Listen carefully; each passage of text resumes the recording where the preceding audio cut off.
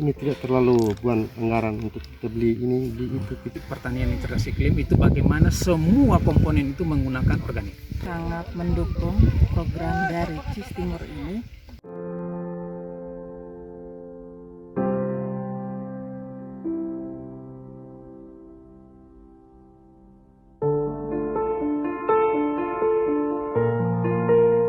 Warga kelompok tani Rindu Sejahtera di Dusun Leolaran, Sirani, Desa Umaklaran, Kecamatan Tasifeto Timur, Kabupaten Belu, panen perdana terong setelah sukses menggunakan metode pertanian cerdas iklim.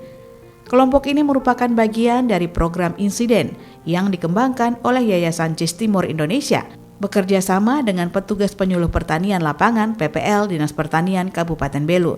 Selain terong, kelompok ini juga menanam cabai dan jagung di lahan seluas setengah hektar. Ketua kelompok tani Rindu Sejahtera Orlando mengungkapkan bahwa pola tanam sederhana ini telah menghasilkan panen yang memuaskan untuk terong, cabai, dan jagung. Awal mulai kita mulai pelatihan pupuk kompos. Sampai selesai baru kita mulai gali. Itunya lubang. Habis itu baru kita kasih masuk pupuk kompos di lubang. Setelah itu kita bibit. Habis itu baru kita tanam sesudah tanam baru kita mulai siram pakai ember, kita siram karena ini kan daerah kering, bukan macam di orang di kali pinggir. Airnya dari sana, dari bendungan sana, baru kita isi di terpal baru kita siram seperti kita siram ini. Kita tanam terong, lombok, jagung, hanya 3. Karena kami pilih karena kami lihat situasi ini tanah ini kan sekarang kan musim kemarau. Metode pertanian cerdas iklim ini diakui Orlando memberikan manfaat besar bagi petani. Selain lebih terjangkau secara anggaran, metode ini juga mengandalkan penggunaan pupuk organik dengan pemanfaatan lingkungan sekitar. Ini tidak terlalu buang anggaran untuk kita beli ini beli itu, kita hanya pakai alam saja, pakai itu pupuk kompos saja. Kita selalu bersama kelompok. Semakin ini kerja ini kan kerja kelompok. Kelompok Rindu Sejahtera, biasanya kita melalui kelompok. Ibu-ibu, bapak-bapak, kita sama-sama kerja.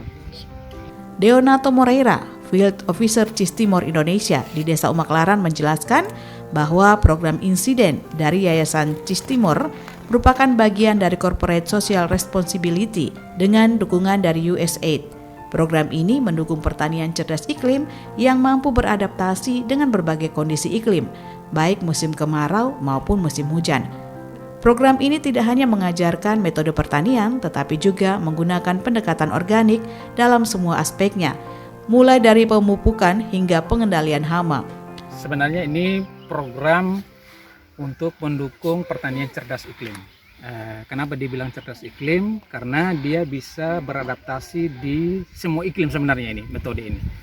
Dia bisa beradaptasi untuk nanti kemarau yang panjang, dia bisa beradaptasi pada misalnya nanti musim hujan yang panjang. Makanya kami disebut pertanian cerdas iklim. Kemudian yang sebenarnya yang kita ingin masyarakat tahu di program ini adalah, karena di program kami itu salah satunya adalah pertanian yang cerdas iklim itu bagaimana semua komponen itu menggunakan organik. Mulai dari pupuknya dibuat organik, kemudian untuk penyiraman ini hamanya pun itu harus dengan organik.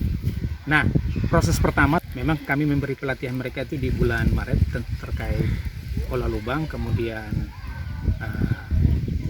pengendalian hama, kemudian juga berhubungan dengan sistem penyiraman. Moreira juga mengakui bahwa program ini menitik beratkan pada pendekatan yang dapat diadopsi oleh seluruh masyarakat.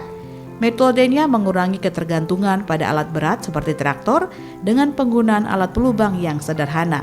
Metode ini juga memperkenalkan bor tanah dengan ukuran lubang 40 x 40 cm dan pupuk organik yang mampu bertahan hingga 4 tahun sebelum diperbaharui. Nah, ketika misalnya contoh kalau jagung sudah dipanen, jadi kita tidak tanam ulang untuk olah lubang baru, balik tanam baru, tapi lubang yang sama kita manfaat kembali untuk tanam jagung dan untuk tanam yang lain sampai tahun ketiga dan tahun keempat. Itu sebenarnya sisi penting dari pertanian cerdas iklim dengan sistem olah lubang. Ada 5 desa. Desa Umaklaran, Desa Bauho, kemudian Desa Rinbesihat, Dafala, dan Desa Tasain. itu kriteria pemilihan desa berdasarkan kerentanan bencana. Jadi kita melihat risiko bencana yang ada di 5 desa ini berdasarkan rekomendasi dari BPBD Kabupaten, sehingga ketika terjadi bencana bagaimana masyarakat bisa mempunyai ketahanan terhadap iklim dan ketahanan tetap pangan. Jadi sistem lubang, olah lubang adalah salah satu sistem yang ini kita replikasi dari pertanian di Afrika. Karena di Afrika itu kering, tanah kering, jadi sistem olah lubang adalah sistem yang tepat karena dia bisa beradaptasi dengan kemarau yang panjang, apalagi ini BMKG mengeluarkan early warning system bahwa tahun ini kita akan ada El Nino sampai Oktober kalau tidak salah. Nah, ini sistem yang sebenarnya tepat. Dan di program ini kita juga bekerja sama dengan dinas terkait, dalam hal ini Dinas Pertanian. Sementara penyuluh pertanian lapangan PPL Desa Umaklaran, Yeni Kanakara, kepada RRI menyampaikan pihaknya sangat mendukung pengelolaan lahan pertanian maupun pengendalian hama menggunakan bahan-bahan organik yang diterapkan kelompok tani karena tidak menggunakan bahan-bahan kimia. Saya ini PPL Desa Umaklaran tentunya sangat mendukung program dari CIS Timur ini, yaitu program pertanian cerdas iklim di lahan kering. Jadi saya sebagai teknisnya, karena program ini menurut saya sangat bagus karena mengusung pertanian organik. Jadi ini sejak pemupukan, sebelum pemupukan dia persiapan lahan itu tidak menggunakan sama sekali bahan kimia, tidak menggunakan herbisida untuk mengendalikan gulma. Terus pemupukan juga sama sekali tidak menggunakan bahan kimia. Jadi ini pemupukan ini kami menggunakan bokasi. Bokasi itu dibuat sendiri di kelompok tani, dan pengendalian hama juga itu dibuat sendiri.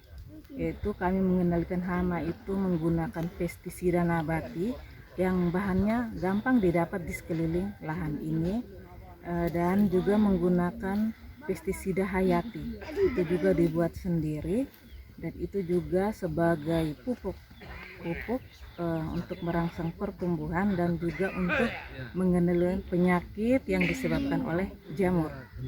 Jadi untuk 3 tanaman ini, terong, cabai dan jagung itu kimia sama sekali tidak ada. Saya membandingkan dengan kelompok tani lain itu, di cabai sendiri itu mereka menggunakan pestisida itu sangat tinggi. Itu sebelum ada hama juga itu mereka aplikasi 1 minggu itu bisa sampai 3 kali. Jadi 2 hari 3 kali itu mereka aplikasi. Tetapi ini kami membuktikan kalau cabai ini sama sekali tidak perlu pestisida yang selama ini rutin dipakai oleh petani. Karena petani itu takut kalau tanaman mereka itu terserang hama kalau tidak menggunakan pestisida. Diharapkan apa yang dilakukan kelompok tani di Desa Umaklaran, Kecamatan Tasifeto Timur, Kabupaten Belu ini bisa menjadi inspirasi bagi warga tani lainnya. Sehingga selain tekun dalam mengelola lahan pertanian dan mengatasi hama dengan bahan-bahan organik yang baik untuk lingkungan, juga hasil panen memberikan dampak ekonomi di dalam keluarga.